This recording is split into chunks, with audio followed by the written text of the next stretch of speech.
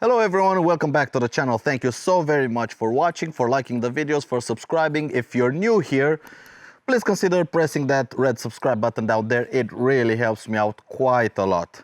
Now for today we're gonna start looking at the Zontes 300cc lineup. And the first one out of the box, the T2, which is the most expensive in the lineup. But also I think the one that people really want to know details about, because let's face it, it's gorgeous. It's absolutely gorgeous.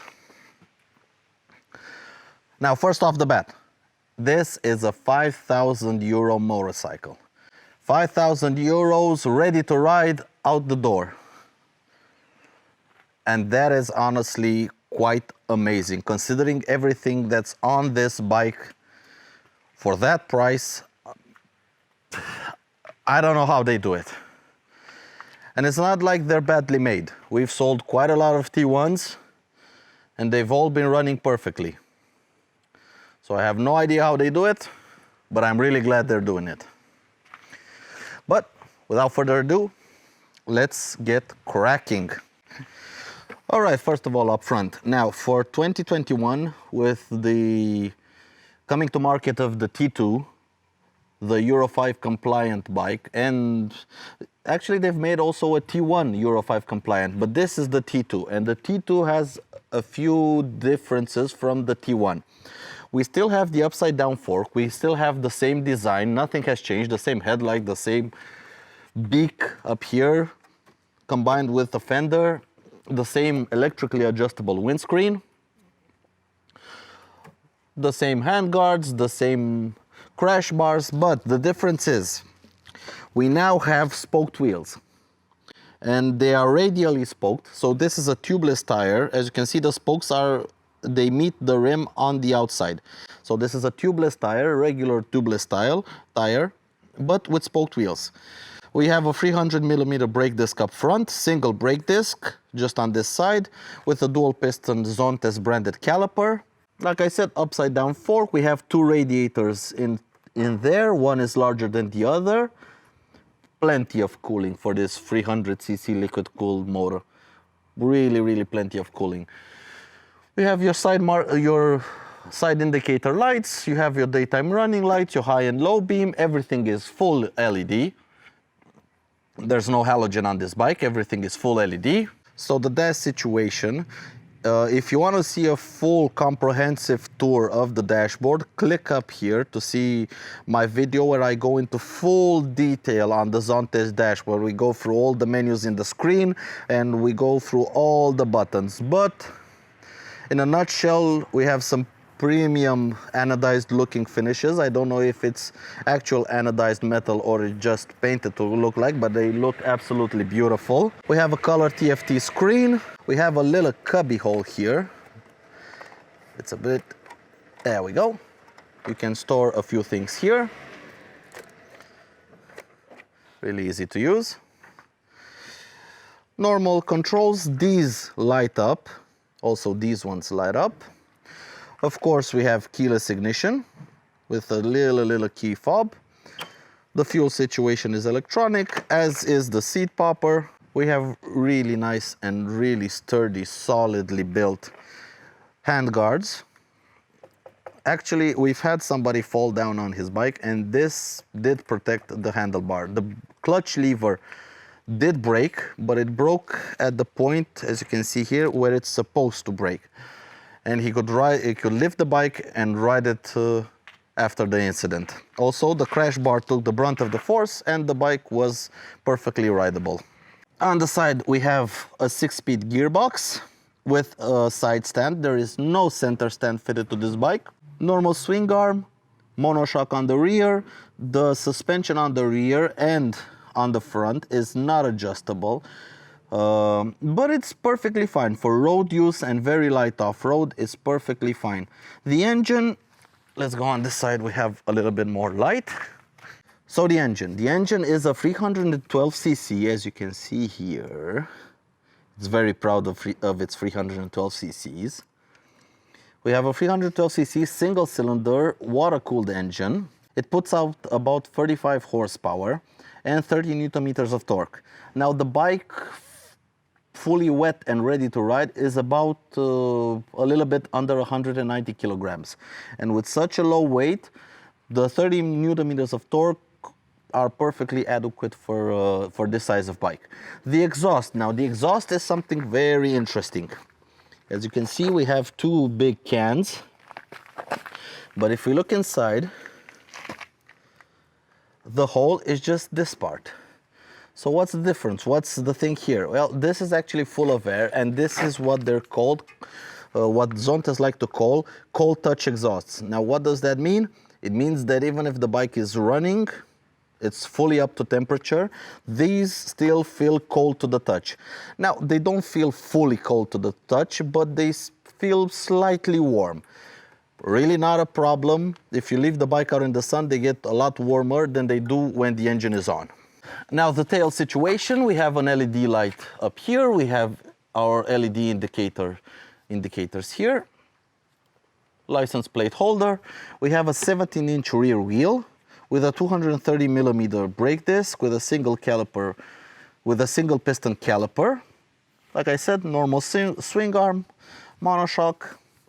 The tires that come standard fitted on this bike are CST branded. They're a Chinese manufacturer, and they look something like an 80-20 tire, 80% on-road, 20% off-road, and this really is in keeping with the bike's intended use case. It's mainly an on-road bike with very slight off-road in mind. Something like a gravel road, something like a forest road. You can have a lot of fun on those, but don't expect to see extreme off-roading with it. Another reason why you should not be expecting extreme off-roading with it is because this is plastic. And the exhaust comes out here, and this on the bottom is the catalytic converter. So basically, if you bottom out the bike, the first thing you hit is the catalytic converter. And it ain't cheap. It really ain't cheap. So you don't want to hit that. But a small gravel road should be absolutely no problem for this bike, and you can have quite a lot of fun on it. Now the seat is a very wide seat for the rider. The passenger has a bit of width and something to grab onto. We have a tail where we can mount our luggage box, You can either get the regular top case or one of those metal adventure boxes that you can put here. There are also options to mount pannier racks. Zontes do offer optional racks and panniers for this motorcycle. If you go for the full luggage set, so the top box and the panniers, they come up to, with all the mounting hardware, somewhere around 1,000 euros. So if you get this bike, you can have panniers, fully equipped bike, ready for adventures for around 6,000 euros. If you don't want the luggage set, it's 5,000 as it sits, which is an extremely affordable price for so much motorcycle. This is a completely equipped bike with crash bars, hand guards, one of the nicest features of all, an electrically adjustable windscreen, which I just think is absolutely awesome. Really nice bike from Zontes, really well equipped, really cheap, really perfect for the beginner rider. But enough blabbering as it sits, we're gonna take it on a little bit of a demo ride, test ride around the yard and see how it rides. Let's go.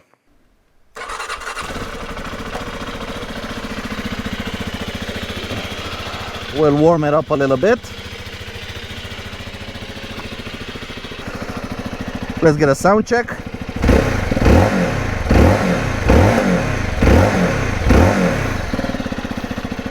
For a single cylinder thumper, it's not even a thumper at 300 cc.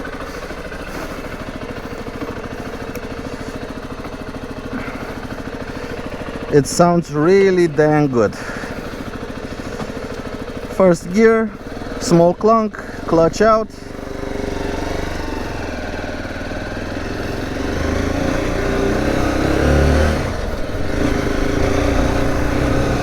Let's put the windscreen up for some better audio. Really nice electrically adjustable windscreen. The bike feels light. That's the first takeaway you have with this thing. The bike feels very light. And not at all intimidating. That's the thing. If you want a beginner bike and a beginner adventure bike, this is one of the best. It's very stable. It feels light. You can learn sitting up on the pegs. It's very easy to sit up on the pegs. The throttle is very manageable. It's not jerky at all. So you can learn managing the throttle while on the pegs. The gearbox, really easy to find your gears. It's not at all clunky. Really easy to use. Very, very smooth gearbox. The power really comes on at about 5,000 RPM. So when you're just puddling along, the engine is very docile, very easy to manage. It still has torque. It still has torque for days. Because it's such a light bike, at about 180 kilograms, you don't need a lot of torque to get going. So although this may not seem like a very powerful engine, the bike is light. The bike is light, and you don't need all that much power to get going. Like here, third gear, 2000, mid corner, straighten, punch it.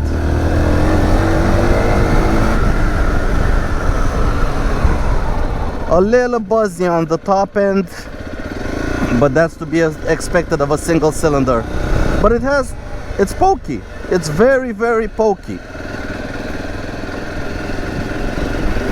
You wouldn't have any problem with this on the highway. You can keep up with traffic, absolutely no problem.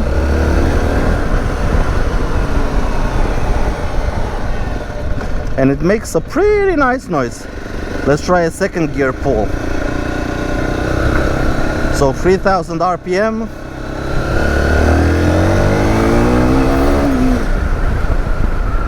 It properly gets up and goes.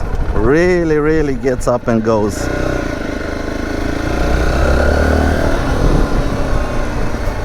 But it's not scary. The brakes are nice.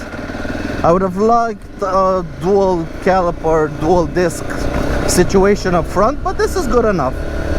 If you really get scared, just pull on the lever really hard and let the ABS do its job, because the brakes, they do come in. You just have to tug the lever a little bit more. And let's see a low speed maneuverability. So just let the clutch out, that's 8 kilometers an hour. If you feather the clutch, you can go even slower. Really nicely balanced. And let's bring it to a stop. And footless. Really nice to, really easy to manage the clutch, to slip the clutch. And if you want to get going,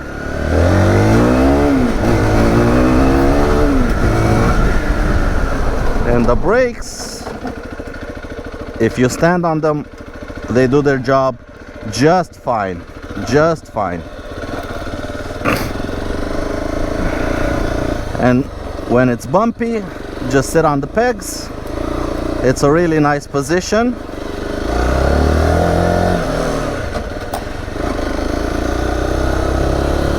You can change gears while on the pegs. It's very easy to do. It can really teach you a bit about riding on the pegs, because it's such a light bike and so easy to manage.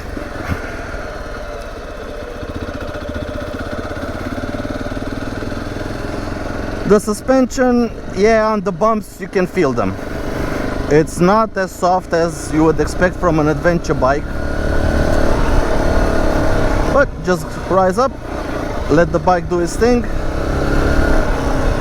and you should be just fine. If you want some light off-road, this will do it without too much fuss. If you want extreme off-road, then either invest in some aftermarket suspension, or maybe go to a more enduro focused bike, like something like a Honda CRF. But for the everyday rider that just does a little bit of light off-roading and mainly tarmac and just wants that adventure bike look and the adventure bike comfort, this is perfect.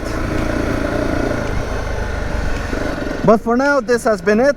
Thank you so very much for watching, for liking the videos, for subscribing. If you're new here and if you like the content, please consider subscribing. It really does help me out quite a lot. And until next time, take care out there everyone, and ride safe. Goodbye.